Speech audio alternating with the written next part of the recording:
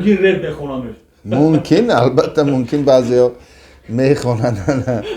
در آن وقت ما گپی پدر، گپی بابا، کلانسالا برای ما قانون بود. مثلا ما گوش میکردیم پندهایشان را، به یگان راهی بد نمیرفتیم. اگر میرفتیم سرزنش میکردن، همه روز آمده میترسیدیم. بابای من بخاری میگفتن، اون کس از گنج کشی همون طرف بودن. همه او میگد یعنی که یا دهم معرکه نشده باشد و فکرش رفت همون دهش. با نگاه کنه که نوشته است که با آمدم شهر و خیالم به دیارم بند است، کودکی از پس من آمده ره گم کرده است. جوانی بود آخر.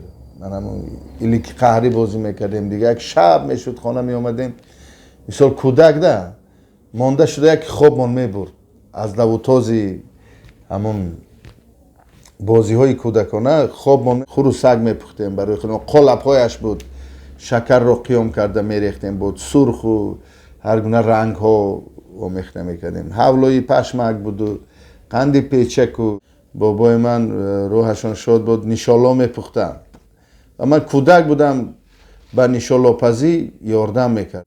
ای جانور مالی بزوانم میده یا میده یا میده یا میده گفته خرها قطی گلگاو میکردن. همون سلخینی در که جمع میکردیم، بعد دو نفره همون که قنار رو سو میکردیم و یاردم یک دیگر که سه قنار در بالای خر بار کرده میام. وقتی که دره گندم دره میشد، من از دهه نواباد به دهه چوزی بالا می آمدم. سالی گذشته گروه شمس سرایید ناباور شناراف، مخصوصا همون غیژک یک نای، یک ناله مخصوص برای همون کودکی است ده.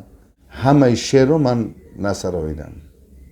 بعضی چی میگم مصرع ها در ایجادیات من نیست، در کتاب لیکن هست.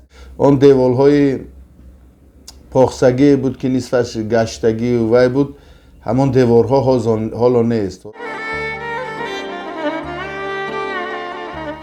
سلام علیکم اکای بای. سلام علیکم. بازم ما با شما در مصاحبه رو قرار داریم.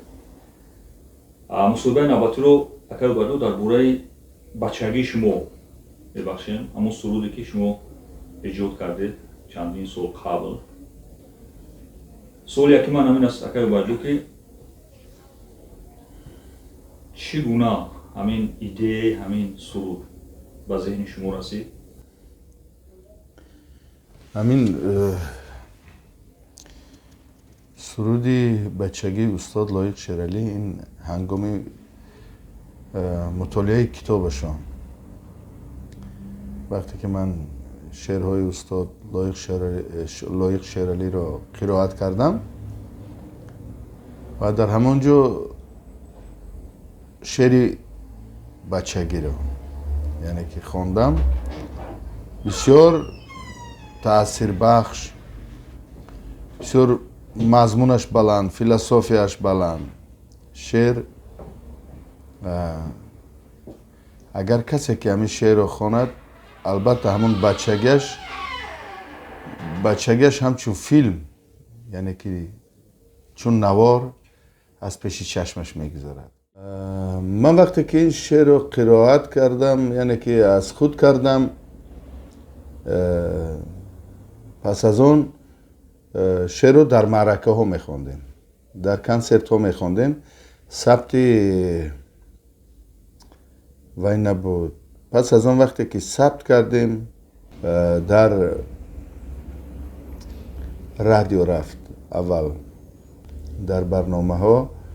پس از اون تلویزیون تاجیکستان، همون وقت تلویزیون تاجیکستان بود، سالهای 2002 یا 3 بود، 2002 یا 3 بود.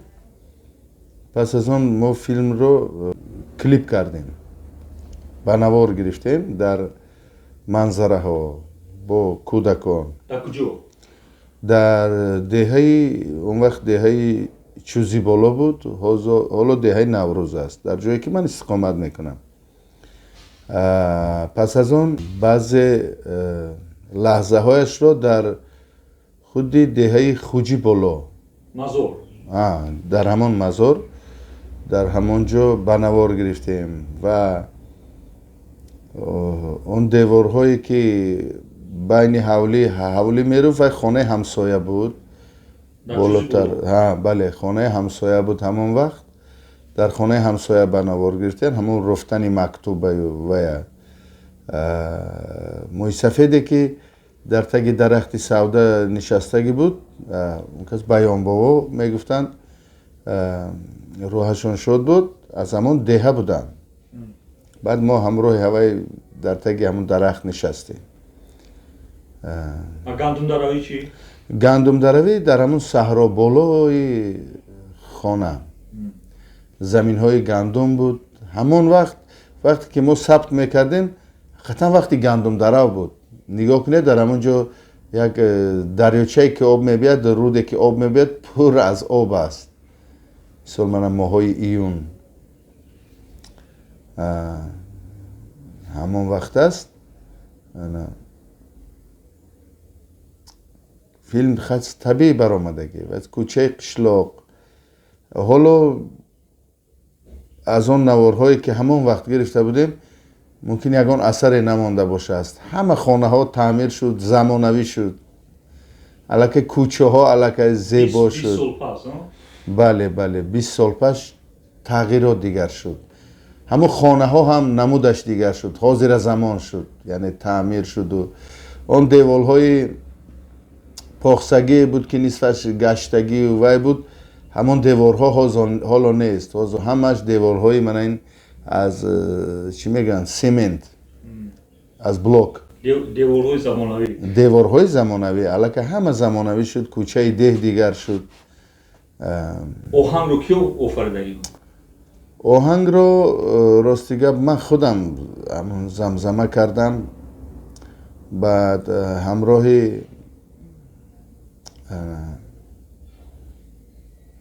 دلشاد ربیف کار کردیم. بعد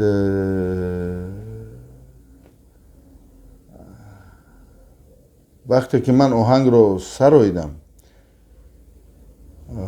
بعد فهمیدم که از بسیار هنرمندان خواندن وای رو.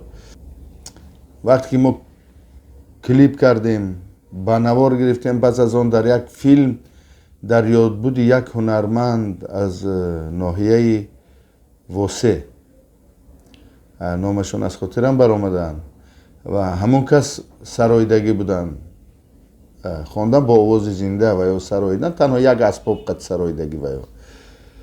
پس از اون نوار استاد چیلخان خالف رو تماشا کردن بسیار خوب سراییدن لیکن نگاه کنید که ضربهایش یک کیلو آمدگی یعنی که هفتش یک ضرب همون ضربش یک کیل نه که طوری خواندن دیگر طوری خواندن دیگر موسیقی دیگر.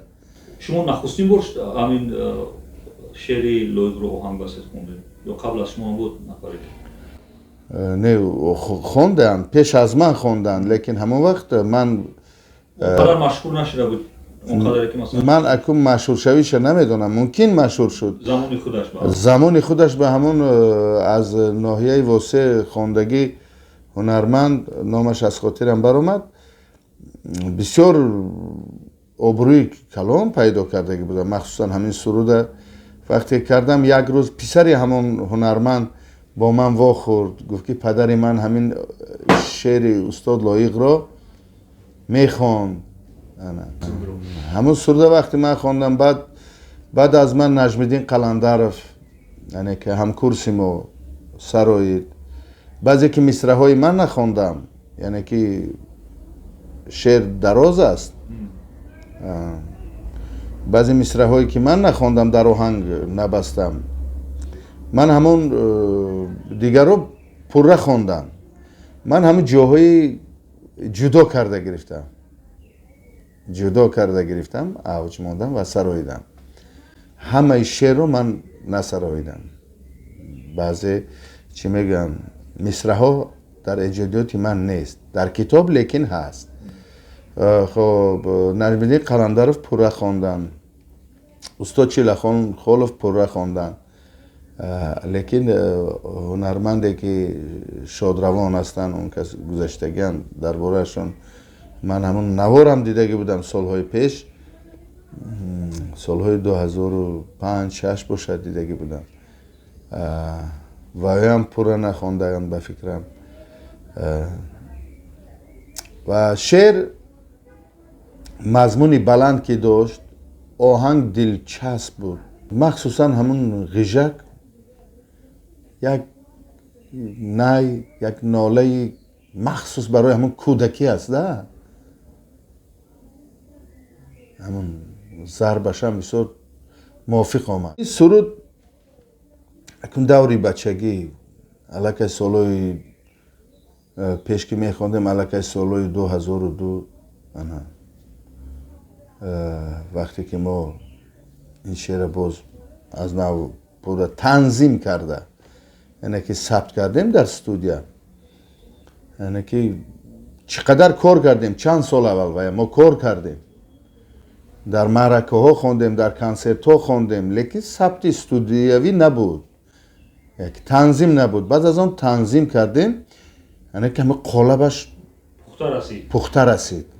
او بسیار سروده که وقتی که کار کردی البته وای میشد. خیلی ما سرود ثبت کردیم، سرود موفق شد، در کدام در آینه نیلگون بسیار میرفت، مخصوصا در رادیوی همین صدای دوشنبه بسیار میرفت، در رادیوی تاجیکستان چندین برنامه ها اوید همین سرود ما پیشکش شنوندگان کردیم و در نمایش های تلویزیونی نیست، سوال ها شد، مکتوب ها میشد، همین سرود یعنی تکرار به تکرار نمایش میدادن همون وقتا سرود.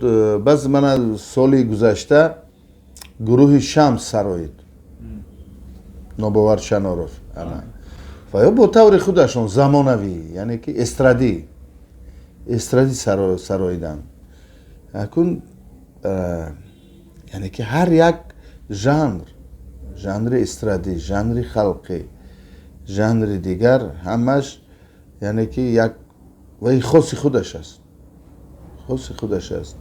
ولی به فکر من ممکنه هنرمندان باز یافت میشوند که این سرودو بازخوانی میکنند با آهنگ های دیگر. ممکن رپ بخونن، ممکن، البته ممکن بعضیا میخوانند.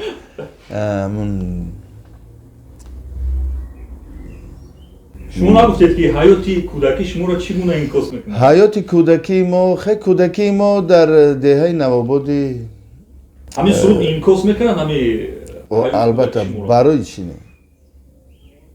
مثلا اونجا گفتگین که با خوشچینی گذشت، مثلا تصویر مادر هست در اونجا. وقتی که ما کودک بودیم، البته وقتی که در دهات زندگی میکنی به چاروا نمیشود یا که به درو نمیشود.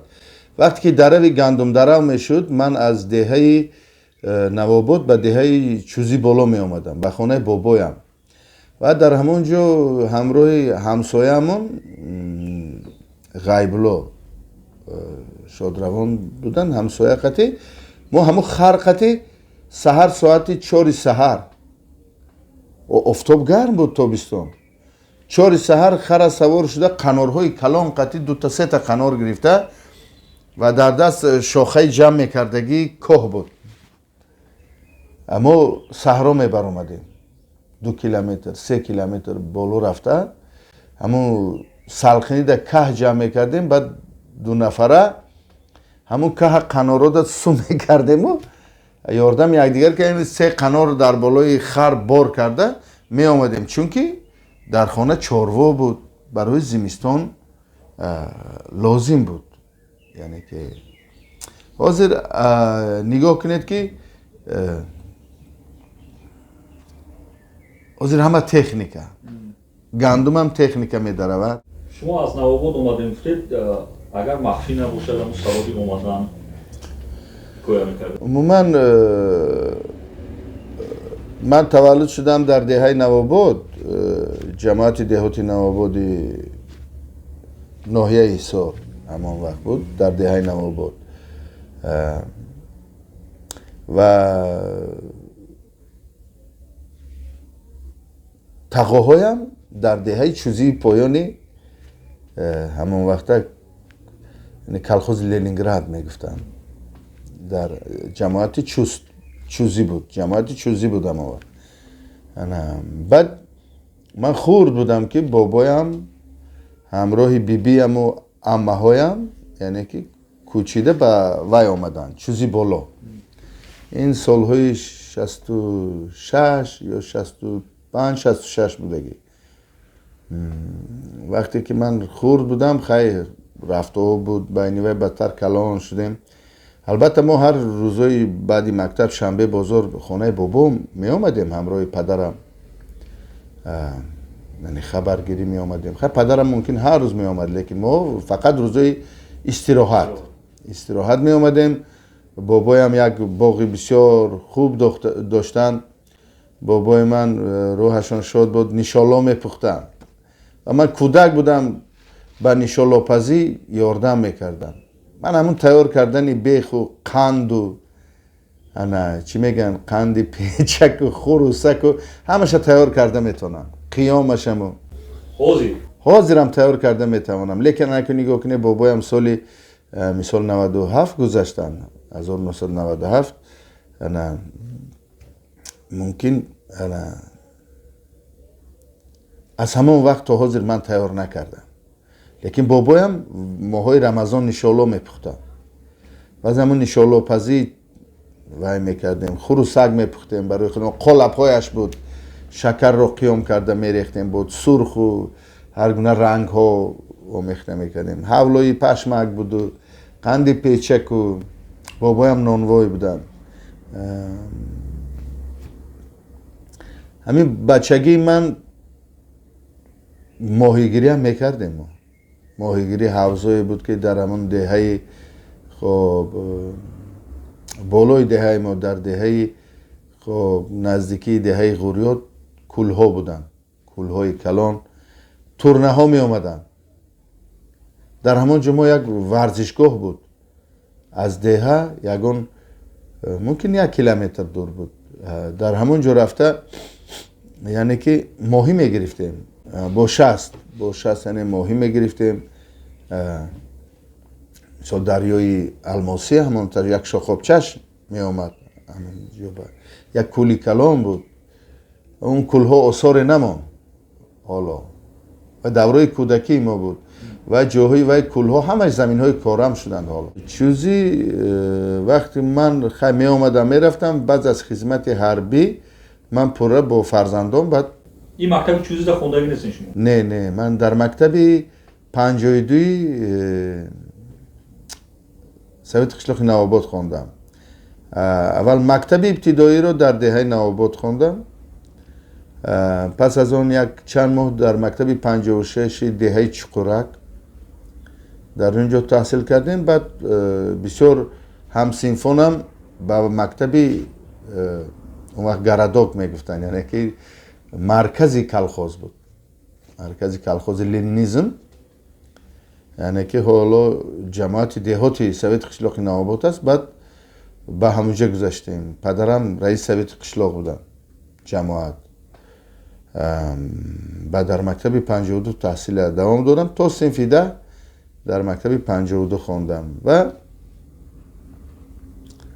نگاه کنید مکتب روی هم می رفتیم، گاهی می شد از مکتب و پیاده می آمدیم همون چند کیلومتری که از 3-4 کیلومتری که بود. ماهیگیری بکن دوری بچگی یک دوری هیچ از خاطر نمی رو. معلم ها در خاطرم هستند، همش در خاطرم. اول با معلم اول هیچگاه از خاطر طلبه نمی رو. در صنف یکم معلم من خب حاجی حکیموف بودن، از صنف 1 تا 3 درس می دادن. همون کس یگان شاعر نیست که درباره بچگی شعر ننوشته باشه. بزرگان نگاه کنه، بزرگان ماکسیم گورکی، دستو، بالزاک، صدرالدین عینی مکتب کوهنه، میرزا ترسونزاده وادی ایسار، سالهایی که من جوان بودم بیخبر از گپی جهان بودم.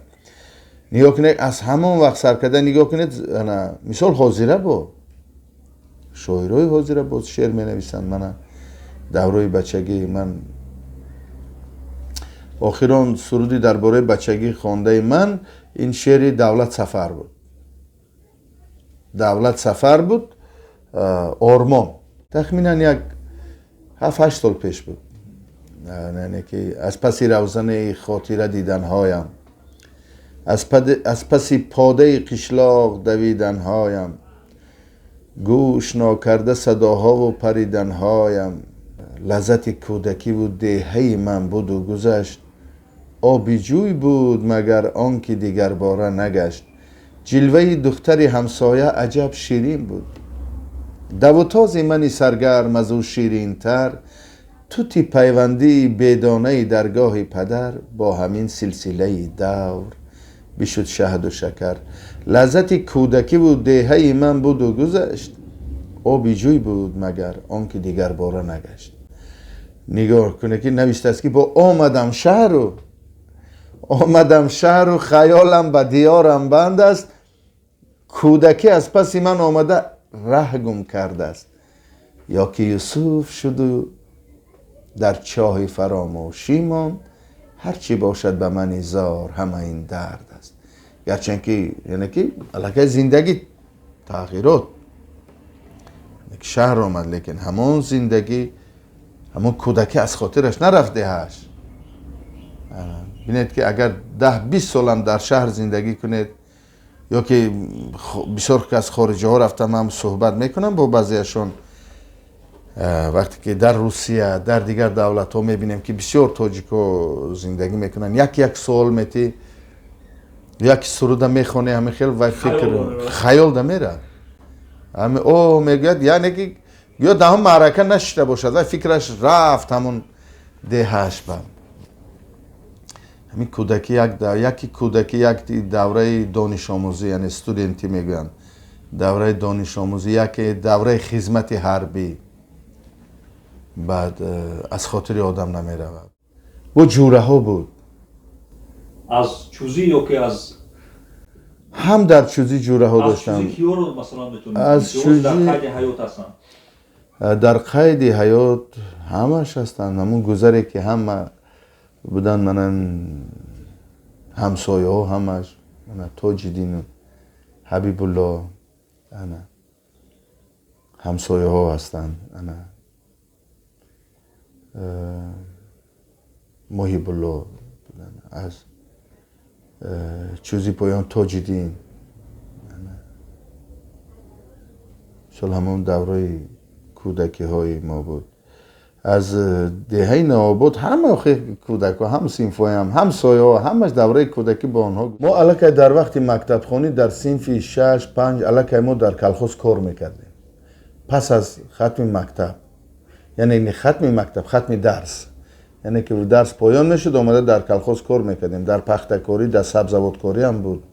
بعد بریگاد 3 سالی مکتب بود کار میکردیم. همون وقت خیلی من وقت بیکاری هم نبود، لیکن برای بازی وقت میافتیم. همون کار تمام شد که بر وقت رفته یک فوتبال به شوق داشتیم، فوتبال، گوشتی میگرفتیم همون وقت، گوشتینگیری خطی یا که دیگر بازی ها بود. این دوستا هیچ اخاطر نمیروند. بعضی اشها میگه که استاد لایق میگه که ای دوست بیا تا به غم پار بگیریم، چون ابر بهاران به تکرار بگیریم، پارینه کجا گشته تو سرسان و کجا من، امسال بیا تا به غم پار بگیریم. هر سال که هست که نیست، این عمر یعنی که همچون بحر است، موج بحر یک طغیان میزند، چنانه که بیدل گفته است اشک یک لحظه به میژگان بار است، فرصت عمر همین مقدار است.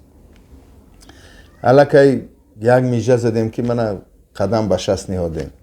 کن استاد لایق می شعرش فلسفیش بلند، لیکن باز گفته باز میخواهم که از نو کودکی نادان شوم. این شعرش هم بسیار خوب است.